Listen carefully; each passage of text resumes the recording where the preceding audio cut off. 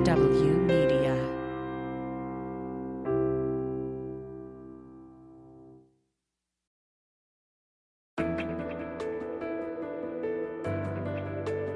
Spy Talk, a podcast at the intersection of intelligence, foreign policy, national security, and military operations with Jeff Stein and Jeanne Meserve. Welcome to Spy Talk. Glad to have you with us. I'm Jeanne Meserve. Jeff Stein is off on medical leave.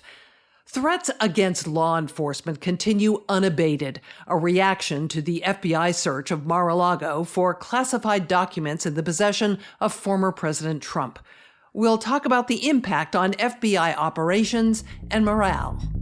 Any law enforcement officer discharging their duties legally and according to policy and statute, that needs to be respected. The rule of law needs to be respected. That was J.J. Klaver, a 26-year veteran of the FBI. We'll hear much more from him later in the podcast. First, an assessment of Iran's capability to attack within the U.S. Earlier this month, the U.S. charged an Iranian military operative with plotting to assassinate John Bolton, who had been President Trump's national security advisor. And not long after that, author Salman Rushdie was stabbed on stage. More than 30 years ago, Iran's Ayatollah Khomeini had called for Rushdie's death for writing the book The Satanic Verses. We started our conversation with Colin Clarke, Director of Research at the Soufan Group, by asking about the Rushdie attack. I think, certainly there's some kind of connection or linkage to Iran, whether or not it was directed or was more inspired or encouraged. I think those details will probably come out soon.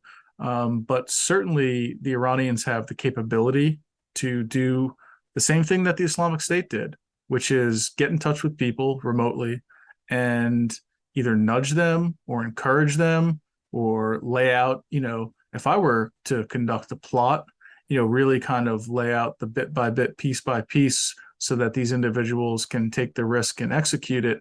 And the Iranians can then try to back away and say, as they typically do with these proxy relationships, they like to leave a layer of ambiguity where they can say at arm's length, that wasn't us, even though it's the wink, wink, nod, nod. And look, this is, whether it's Hezbollah, the Houthis, Shia militia in Iraq, this is what the Iranians do. They operate via proxy. And so this is an interesting new twist because it's a lone actor in the United States, not your typical profile of a lone actor, which is mostly Sunni jihadists, operating for ISIS or far-right extremists, white supremacists that kind of spin out of the far-right ecosystem. Do you think that they could mobilize just lone wolves, or do they have cells in this country? There was a couple of years ago when some Hezbollah operatives were arrested in New York City, casing different, I think the Brooklyn Bridge and some other things. So I have no doubt Hezbollah's got a network here in the United States. The first book I wrote was on terrorism financing, published in 2015. And I spent a lot of time documenting both Hamas and Hezbollah cells, some of which were here in the United States, in Charlotte and Detroit, and some of these different areas. Now, those cells were involved in like petty crime and reselling, trying to beat taxes on the resale of cigarettes and things like that. But, those types of activities and revenue generating schemes and frauds, that adds up, and it helps fund terrorism. So they're smart about the way they go at it. The thinking is these are kind of lower on the totem pole of things that the United States government would care about, but these guys are involved in everything from counterfeit baby formula to knockoff Viagra, and it funds their organizations, and it gives them resources they need to grow their organizations and conduct attacks. Now, the individual allegedly responsible for the Rushdie attack was wielding a knife. In terms of the other resources and personnel who they may have inspired or directed around the country, what's their potential to do real damage? Well, in the United States, if you're a U.S. citizen, you can buy unlimited amounts of firearm and ammunition. So I think, unlike in many European countries, the risk here, were Iran to go down that path, is much higher, just because of the ease of access of weaponry, including, high caliber weaponry. So that's a significant difference. There's been several other kind of plots that I'm sure we'll talk about. There was the Bolton plot. There was the other plot against the Iranian-American journalist Masih Alinejad, where an individual was arrested in Brooklyn with a loaded AK-47 assault rifle. And actually, as of today, there was a case apparently in Sweden, another attempted assassination of a dissident on foreign soil. So the Swedes defused a bomb that was targeting Iranian dissident and singer Ebi, who's openly criticized the Iranian regime. So, the Iranians are growing more brazen and more cavalier, in my opinion. And I don't know how much of that is tied into the negotiations over JCPOA and how much is just business as usual for Tehran. And I want to get to JCPOA, but first let me ask you, because this Sweden story appears to target a dissenter. Is this part of a broader crackdown on dissent? Certainly, the cavalier nature of sending an armed individual to the home of a journalist seems to be upping the ante, right? But this is a long relationship and complicated one between the U.S. and Iran, going back to the Islamic Revolution, where there was hostage taking and all sorts of other nefarious activities involved. Given the kind of temperature of where things stand now, I certainly think these are provocative, no question. But if you were to talk to an Iranian hardliner, an Iranian nationalist, they would say, look what you did with Qasem Soleimani. Surely this is small peanuts compared to assassinating our top general. I've seen some analysts suggest that these recent plots targeting people in the U.S. may be a manifestation of a recent shakeup in the Islamic Revolutionary Guard's intelligence arm, that the new leader might be trying to prove himself. Thoughts on that? Very well could be. I mean, that's I think the IRGC and the Quds Force have come under fire for not being able to stop Israeli infiltration of Iran, of getting at the nuclear program. There's been, if you go back to a couple of years ago, when one of Al Qaeda's leaders, Abu Muhammad al-Masri, was killed in Tehran. Now a couple of weeks after the killing of the group's Emir Ayman al-Zawahiri, there's a lot of speculation of who will lead al-Qaeda, and many fingers point to Saif al-Adel, who's believed to be living in Iran. But that's a major vulnerability there, because the Israelis are able to act with impunity in that country. So a lot of that reflects poorly on the IRGC, and so the shakeup could very well be a way to kind of gain momentum and improve morale. Although the fact that all these plots are being disrupted and broken up is, pointing in the opposite direction to me. So what is the impact of all of this likely to be on the nuclear deal? Or is it an effort to influence the nuclear deal? It's hard to get into the minds of the decision makers there. My sense is that the Iranians that are kind of signing off on this, and I think it goes up to the highest levels, they really think that this is going to pressure the U.S. government into making a deal. This is kind of showing, hey, look what we could do to you if we wanted to. We could make life really difficult. But I think it also fundamentally misunderstands, how this is being received among the U.S. population. I mean, this is making a lot of folks say, why would we do a deal with these guys when they're not going to stop any of these extracurricular activities? And it certainly gives those that are opposed to a deal, aspects of the GOP, think tanks like the Foundation of Defense for Democracies, which is, almost its raison d'etre is to oppose the Iranian nuclear deal. It gives them a lot of ammunition to push back and say that, you'd be crazy to do this, and to smear Biden as someone that's willing to capitulate to terrorism, and a lot of the hyperbole that surrounds that. But it's having, I think, the opposite effect to what the Iranians think it will have. Your thoughts, if you would, on the likelihood of a deal? Seems pretty close. Yeah, I mean, I go back and forth, and I follow it really closely, and have some friends and former colleagues that are extremely close to the negotiations. And I don't, if asking me today, what's today, Monday, August 22nd, Yeah, I think it's more likely than not, but things can change so quickly, especially with events in the region. I think we're one Shia militia rocket attack against U.S. forces away from the whole deal being scuttled. So, and that gets into the whole nature of command and control. To what extent are the Iranians calling the shots on some of these attacks? You know, What are your thoughts on that? I think it depends on the group, right? I mean, some groups are a bit more autonomous than others.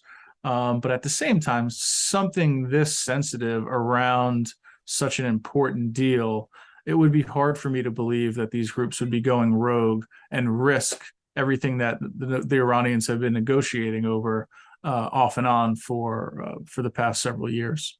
Is it hard to overestimate the impact the death of Soleimani had and is having? I think, I've gone back and forth on this too. Initially, I was very wary of the strike and thought it was unnecessarily provocative. But at the same time, if you look at how much blood, and including American blood, Soleimani has on his hands, I've been more amenable or more open to the argument of if somebody is that capable and irreplaceable, then doesn't it make sense to go after him? And I think, we haven't seen him replaced with someone of the same echelon. And in that sense, I'm kind of sitting in the camp now of maybe it was overall a net positive. But it may be motivating some of these attacks that we're seeing now or plots. Yeah, very well. They very well could be because, the Iranians have a long memory. They're not going to, take something like that lightly. And I think, they're patient. We know that. And they will seek to even the score, although I don't think, they're ever going to be able to do something equivalent. Certainly all these plots are suggesting that they're trying. Iran recently launched a spy satellite with Russian help. There are reports that they're selling drones to Russia for the war in Ukraine. I'm wondering if you see any nexus there to the plots. I don't know. I mean, that's a good question. I hadn't really thought about that. I try to be very cautious in not seeing a Russian boogeyman behind every stone, although we know that they're responsible for stoking a lot of far-right extremism in Europe and elsewhere, not only at the political level, but also kind of more at the, foot soldier level of, I wouldn't put anything past the Russians, but this seems more organically Iranian to me, even as that relationship continues to grow closer. How should the U.S. be responding to the actions Iran has been taking? I think, a very clear and unambiguous warning that we won't tolerate this and there'll be serious consequences if Iran goes through with one of these attacks, especially on U.S. soil. Just making that crystal clear that we won't abet. We won't allow this to go forward. Are words enough? President Biden has said those words, and yet his critics say you should be more forceful. Yeah, I mean, again, that kind of risks getting into the tit for tat, unending cycle that I think we're trying to avoid. Kudos and major credit to, the intelligence agencies for unraveling these plots. I disagree with John Bolton on many things, but to go after a former ambassador and someone of, Bolton's background, that's a serious plot. And it does make me think that it's revenge for Soleimani. So, I don't know. I wouldn't advocate going beyond that presently because I think then we almost guarantee, this kind of tit for tat violence and, a major U.S. strike against the Iranians could very well be the straw that breaks the camel's back, especially if we are getting closer to an agreement. Because the implications of an Iranian nuclear weapon are disastrous, not only for the United States but for the region. It risks a regional war with the Israelis and an arms race, with countries like Saudi Arabia and the UAE that aren't going to sit by as the Iranians develop a weapon. Do you have any forecasts for what the U.S.-Iranian relationship might look like in 6 months, year, 2 years? I don't see it looking all too different than it looks now. I mean, I've described it before as a state of durable disorder, just kind of limping along without ever fully destroying itself. So credit to the Biden administration for being patient. But at the same time, that patience is going to run out if the Iranians, keep, I'm often reminded of Lucy pulling the football from Charlie Brown. Every time you think you're going to get close, they move the goalposts, and now it's about this, and now it's about that. And they're not going to stop their extracurricular activities in the region. That's their foreign policy. So I think we also need to be realistic about what the expectations are and what's actually on the table. Hard to imagine a worse relationship than we've had with Iran. It is, but, we've avoided war for the most part, at least all out conventional military war. We've been fighting in the shadows for quite some time, cyber and other means, covert operations. But that's far more preferable to the other alternative. That was Colin Clarke, Director of Research at the Soufan Group. In just a moment, are threats against the FBI impacting the agency's ability to do its work?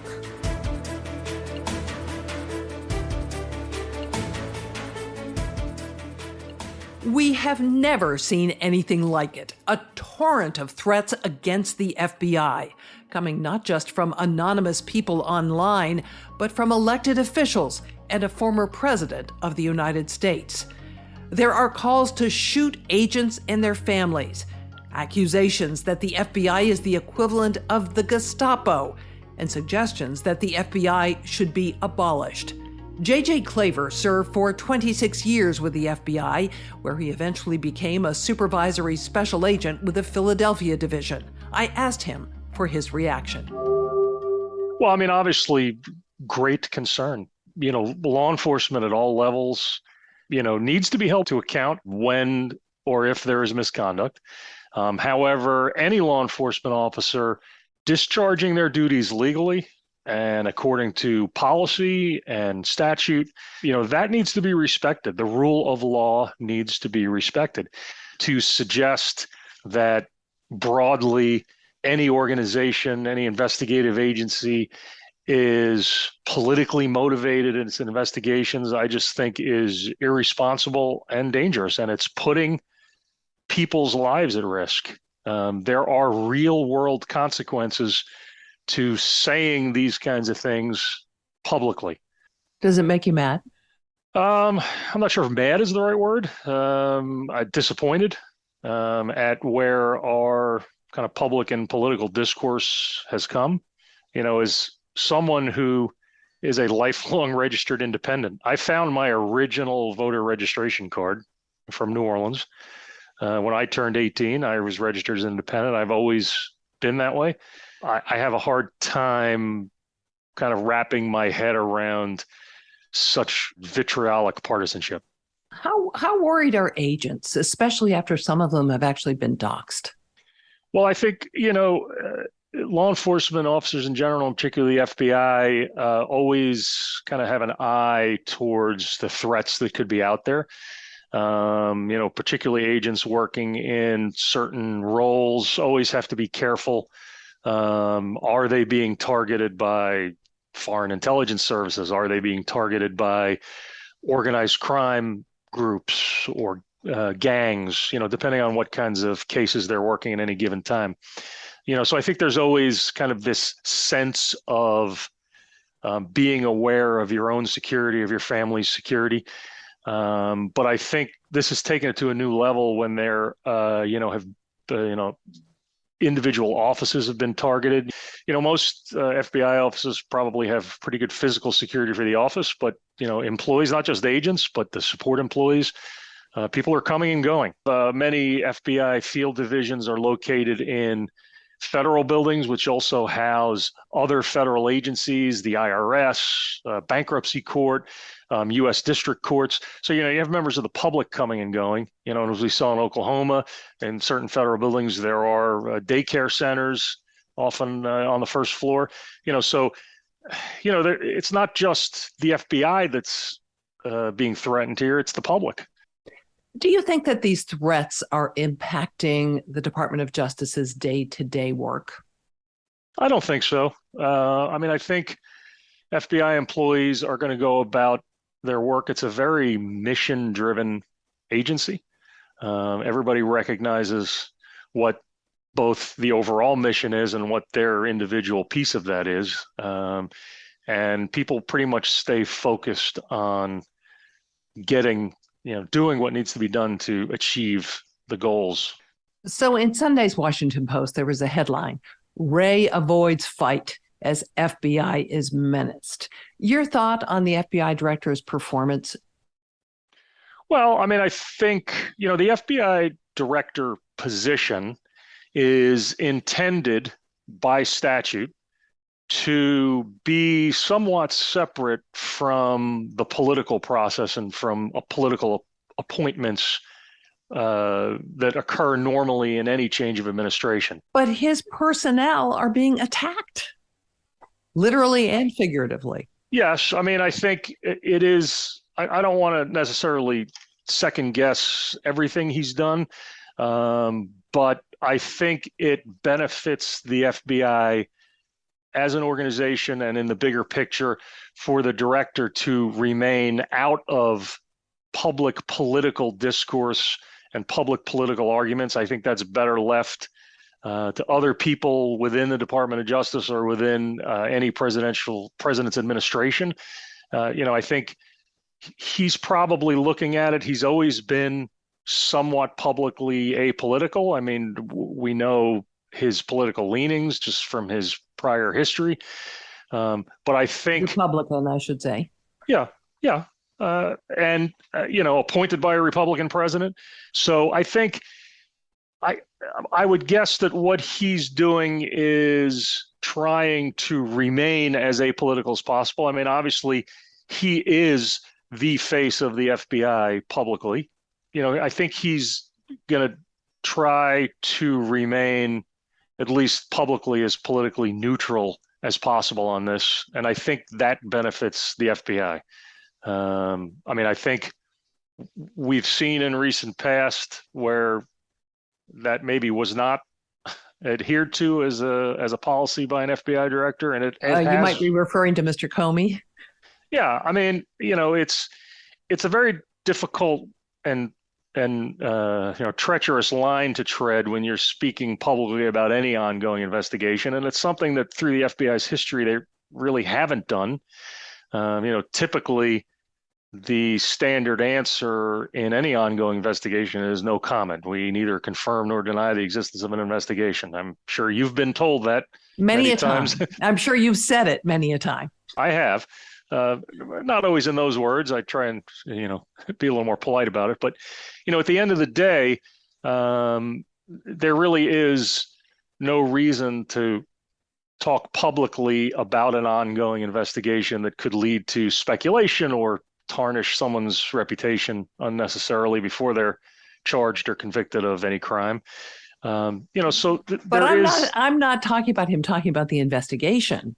I'm talking about him speaking up in defense of his employees who are being attacked. Yeah, I mean, he has obviously addressed it internally, and in documents that we have seen released publicly. I don't know necessarily that getting in front of a press conference and decrying individual threats. The individual threats are going to be investigated. They're going to be handled by the FBI, by other law enforcement agencies. And I think letting the investigative process and the judicial process speak for those threats is better. He's come out obviously and publicly said to the FBI employees, we're not going to tolerate these threats and they're going to be investigated. So let's talk about the investigation for a minute. So many of these threats are being posted online. Does that make it easier or harder to investigate the threats? The FBI, in some respects, is limited into the monitoring of social media broadly, to protect people's rights to express opinions. But anytime there's an overt threat made, obviously that, now you've committed a criminal act on multiple levels. So, if you're threatening the FBI, you've got state laws violated, you've got federal laws violated. I know what you're getting at, But how do you know if they've made the overt threat? I mean, if you don't have the capacity to just scan social media, to look at Gab, for instance, on a regular basis, how do you know the threat's been made? Right. Well, in some ways, you're relying on people to report that threat. If you see something, say something. If you hear something, say something. People to make that threat public, or report it to a law enforcement agency, but they might. But they might not if they're of similar mind. Right. On some of these platforms, there's groupthink going on. It is a challenge. And again, that constitutional line between free speech and threatening speech can be a very delicate line. And, one of the things, for example, in my career working civil rights investigations, one of the kind of guiding tenets is we can't enforce civil rights laws by violating civil rights. So you do have to be very careful that we're not treading on people's constitutionally protected rights of expression and speech. And that's hard to do, isn't it? It is very hard to do. And that, really came into focus post 9/11, when the intelligence half of the FBI was really getting more attention and was being strengthened. Keep in mind, the FBI is the only agency in the U.S. government that is both a law enforcement agency and an intelligence agency. There's obviously lots of intelligence agencies and lots of law enforcement agencies. The FBI is the only organization that is both. And it poses specific challenges because you have the criminal law enforcement investigative side of the FBI and then the intelligence side. And there are different rules that apply. In criminal investigations, we have to be very careful, and there are strict rules in place about monitoring social media before if there is an investigation, a predicated investigation opened, it brings a lot more investigative tools to bear. But if there is not an open investigation yet, it becomes a little more difficult to collect information even that's publicly available because of restrictions on how that information can be collected and used. If there is this threat landscape right now, there can be multiple investigations that are going to give the FBI the opportunity to use more of these tools to collect information. Additionally, there are other intelligence agencies that probably are monitoring social media a little more aggressively than the FBI would on the criminal side of things. So, Who would those be? Who would those agencies be? Well, there are other intelligence agencies within the U.S. government. But some of them can't collect intelligence within the United States. Right, not within the borders of the United States. But, I think there could be opportunities to collect intelligence if there's a domestic terrorism or even an international terrorism element to the threats that are being made. Obviously, if someone is threatening destruction of a federal building, that brings it into the realm of a counterterrorism investigation. And I do think, like I said, under this kind of threat environment that we're in, there's probably multiple investigations open now into various threats, and that does give the FBI the opportunity to more aggressively look for additional threats online. How does the FBI or any other agency who's looking into this distinguish between what's an actual threat and what's just big talk? Is there any method? Well, there is not a single method. It's obviously, again, that's a big challenge. If someone is making, a written or verbal threat through something that's posted on social media, you have to look at it. Does the person have the means? Do they have the ability to carry out these threats? Do they have access to, if someone is threatening to blow something up, is it likely that they have the ability to obtain or create explosives and deploy them? But it's so easy, for instance, to get a gun or a nail gun like the guy who staged the attack in Ohio. Yeah. Obviously, the accessibility of weapons in this country, there really is no limit to to people getting weapons and using those weapons, as we've seen. So it becomes obviously a very difficult endeavor to determine if a threat is real or not. And that's why all threats are taken so seriously and are going to be investigated. It's easy to determine, if someone has access to weapons, as the investigation progresses, and to figure out. Although this guy in Ohio, just as an example, had been looked at. Yeah. And he obviously found the means to stage an attack. Yeah, it is a real challenge. I mean, there are, even if someone has weapons and a law enforcement agency can get those weapons away from that person because they've made threats or they've, committed acts of violence, they can obtain additional weapons. I mean, there's no shortage of ways to get your hands on deadly force weapons in this country. So it is a challenge. Bottom line, it sounds extremely challenging. One, yes, you can't monitor all of these social media channels. No. You're relying on someone else to report to you that a threat has been made. Then you have to do the investigation, which can be extraordinarily difficult. And there have to be a lot of them going on, right? Yes, I would think, in addition to obviously all of the other work that you have to do investigating other kinds of cases. Yeah. Right. Other counterterrorism investigations and other threats of violence cases. President Trump has characterized the search of Mar-a-Lago as a sneak attack. He's accused the FBI of planting evidence. Last week, he posted that law enforcement has become that of a third world nation.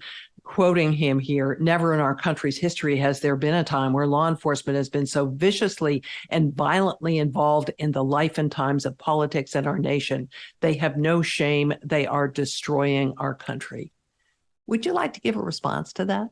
Look, he, like any citizen, former president or not, is entitled to his opinion.